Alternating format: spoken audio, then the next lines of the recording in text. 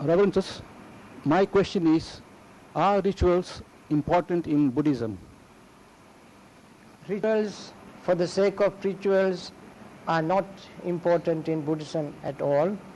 Rituals have their own place. They are peripheral to the main teachings of the Buddha. The Buddha's teaching now has become like a huge tree. When you look at a tree from the top, you will see the canopy, leaves, branches, flowers, fruits.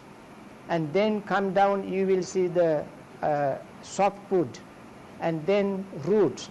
Inside all this, there is heart, the core of the tree. Similarly, in the Buddha's teaching, there is the core, heart, but it cannot serve, it cannot be put into practice by itself by everybody. There are certain people who certainly need certain amount of rituals in order to approach Buddhism, in order to understand Buddhism.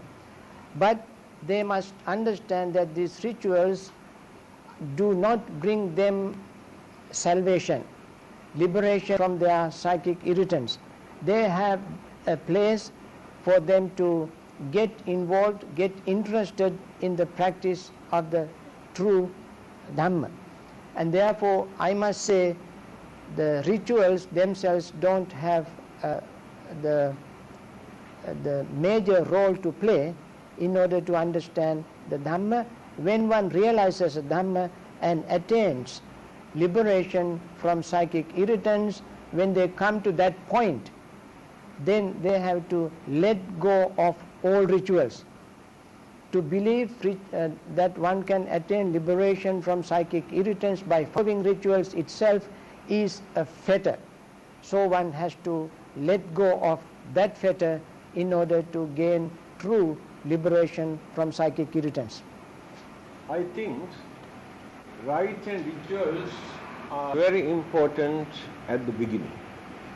Just like children need toys to play. But when they grow, automatically they throw away.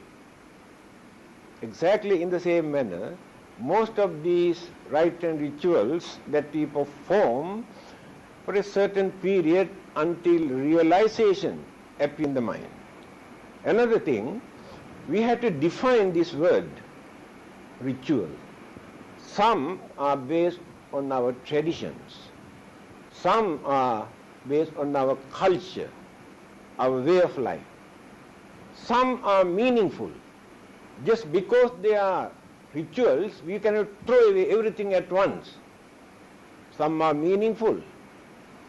But the advice given by the Buddha is this: even to attain the first stage of sainthood, Sotapanna, no one can gain that unless, until completely eradicate that belief that they maintain.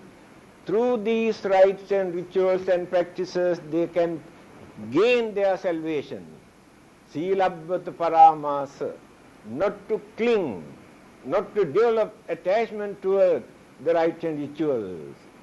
When they develop our mind up to that extent. The mentality of our society, say for example a Buddhist country, their way of thinking, the knowledge is not all are very advanced. So the basic teaching like Four Noble Truth, Eight Noble Path, Anicca Anatta, all these things are each and every one of them cannot understand. Maybe number can be very few. So those who cannot understand at the beginning stage, to them all those rites, rituals and ceremonies are important.